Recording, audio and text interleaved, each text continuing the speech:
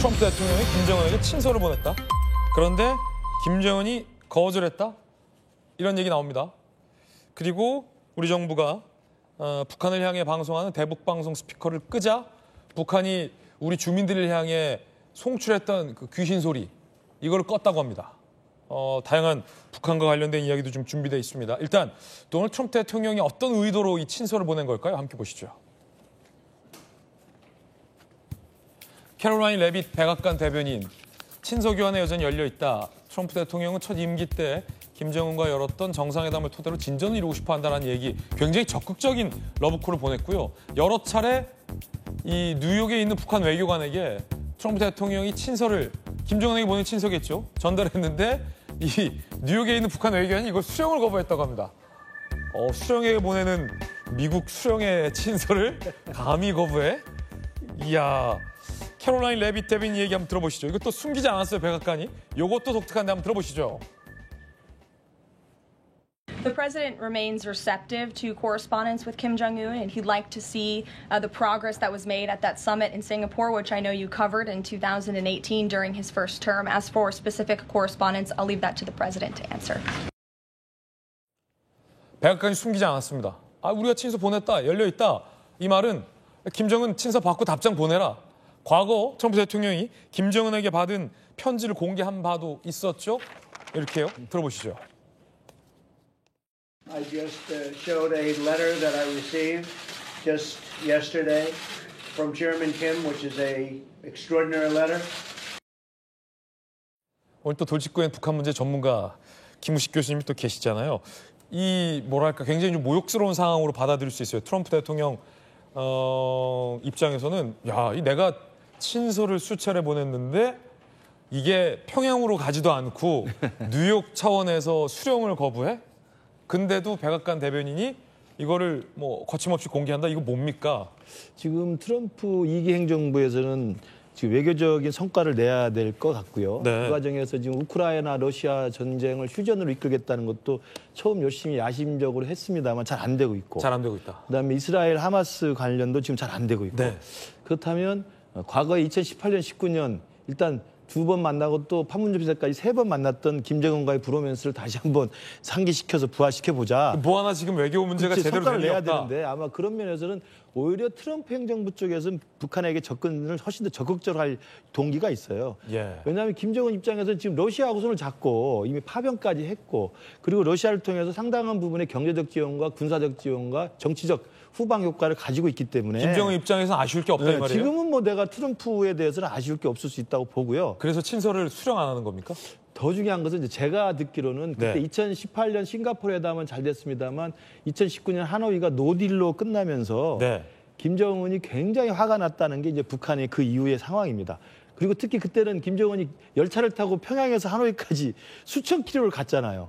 그 고생을 하며. 그 개고생을 하면서. 개고생이 감성적인 개고생은 말고요. 그 고생을 하면서 갔는데 거기서 아무런 성과도 없이 사실은 결렬돼서 또 수천 킬로를 다 다시 또 묵묵히 갔어야 되는 거거든요. 그렇죠. 그걸 북한 인민들이 다 본 거예요. 그래서 제가 알기로는 그 뒤에 북한의 내부적 분위기는 정말 트럼프와의 회담을 하면 저렇게까지 성과 없는 걸 하는 것은 정말 다시 할 필요가 없다라는 화가 많이 나 있다는 이야기도 많습니다. 그렇군요. 그렇기 때문에 이번에 다시 한다고 하면 그런 2019년에 하노이 노딜과 같은 것들은 사전에 다 차단할 수 있도록 지금 밀당을 세게 하는 거죠. 밀당하는 거죠. 그렇죠. 그러니까 지금부터 트럼프가 훨씬 더 외교적 성과가 절실할 때고 김정은으로서는 지금 외교적으로 중국하고 러시아하고 지금 확실하게 연대의 끈을 갖고 있기 때문에 트럼프는 조금 이따 해도 된다는 생각이면 지금 이러한 밀당은 좀 더 지속될 가능성이 있다. 그렇기 때문에 우리 이재명 정부가 만약에 남북관계에 어떤 생각을 갖고 있는지 모르겠습니다만 풀려고 한다면 이런 상황들을 예의주시하면서 우리 대한민국의 국익 그리고 남북관계의 국익에 대해서 철저하게 계산을 다 하고 타산을 한 다음에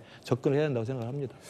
김우식 교수님 잘 지적해 주셨지만 우리 입장에서는 조금 염려스러운 점이 있군요. 왜냐하면 미국이 오히려 더 이렇게 적극적인 상황에서 북한이 최대한 튕기면서 나중에 혹시 뭐 북미 회담을 하더라도 북한이 최대한의 것을 미국으로부터 얻어내려 할 텐데 우리 입장에서는 사실 북한의 핵무기를 미국이 용인하거나 내지는 미국이 찜짓 뭐 눈 감아주는 상황이 우리에겐 최악의 상황인데 미국 입장에서 이렇게 오히려 북한의 이 대화에 좀 몸이 안 달라 있는 상황이라면 냉정하게 좀 미국이 좀 봐줘야 할 텐데요. 그러니까 그 밀당의 과정에서는 지금 상황의 국면에서는 트럼프가 좀 다급한 편이고 김정은은 좀 느긋한 편이라고 한다면 우리가 그때는 균형을 좀 잡아줘야 됩니다. 네. 그런 면에서 보면은 뭐 앞으로도 뭐 G7 지금 가기로 했고 그렇다고 한다면 트럼프 대통령과 빨리 정상회담을 해서 뭐 관세 협상도 중요합니다만 우리가 이 남북 관계에 대해서 우리의 입장과 우리의 요구와 우리의 최소한의 국익에 대해서 트럼프 대통령과 확실하게 조율을 할 필요가 있다. 왜냐하면 트럼프는 잘 알지만 괴짜 성격이고 자기 하고 싶은 걸 해야만 직성이 풀리는 네. 사람이어서 그때도 저 3차 판문점 회동에서 만났을 때도 당시 문재인 대통령입니다만 사실은 그때 약간 왕따 분위기가 있었거든요. 그러니까 그런 걸 보면 우리 대한민국의 국익과 남북 관계에 대한 우리 대한민국의 주도권을 우리가 갖기 위해서 트럼프 대통령과의 조율, 한미동맹의 중요성 속에서 북한에 속지 않을 수 있는 이런 부분에 대한 조언 충분히 해야 된다고 생각합니다. 네, 가장 중요한 게 이제 북한이 지금까지 개발해온 기존의 이제 핵 무기를 미국이 용인하느냐 마냐가 우리 한반도 안보에 굉장히 직결되는 문제인 만큼 그 부분을 우리 정부도 미국에게 당차게 요구를 해야 한다라는 부분을 짚어주신 건데요. 과거 김정은과 트럼프는 3차례 만난 바 있습니다. 2018년 6월, 2019년 2월, 2019년 6월 이렇게 3차례 만난 바 있고요. 이거 이스라엘 문제 그리고 러시아, 우크라이나 문제 최근에는 인도, 파키스탄까지 분쟁을 낳고 있어서 굉장히 외교적으로 트럼프 대통령이 사면 초과. 거기에 내부적으로는 이 불법 이민자 단속 문제와 또 거기에 관세 문제까지 겹쳐 있어서 트럼프 대통령 입장에서 굉장히 좀 머리가 아플 문제들이 많은데 한번 쥐고 흔들었던 북한 카드가 좀 혹할 수 있을 것 같다라는 전망과 분석도 지금 나온 겁니다. 북미 대화 보건 변수는 뭘까요? 하노이 노딜 트라우마. 김정은에게는 트라우마가 있다. 굴욕을 받았던 거에 대한 아픈 기억이 있다. 그리고 옆에 보니까 푸틴이 잘해준다 이거죠. 그리고 푸틴이 뭔가 자꾸 뭘 줘요. 그래서 대북 제재 속에서 뭔가의 출구를 김정은이 나름의 러시아와의 어떤 관계를 통해서 뚫었다는 겁니다. 그래서 그렇게 다급하지 않다. 이런 전문가들의 어떤 진단도 지금 나오고 있거든요.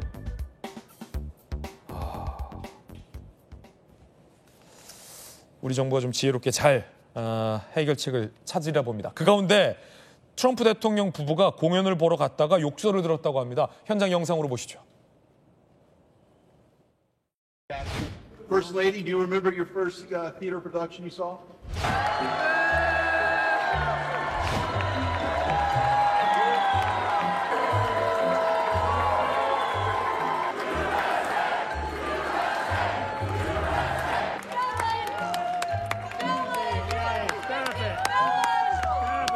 Rapist!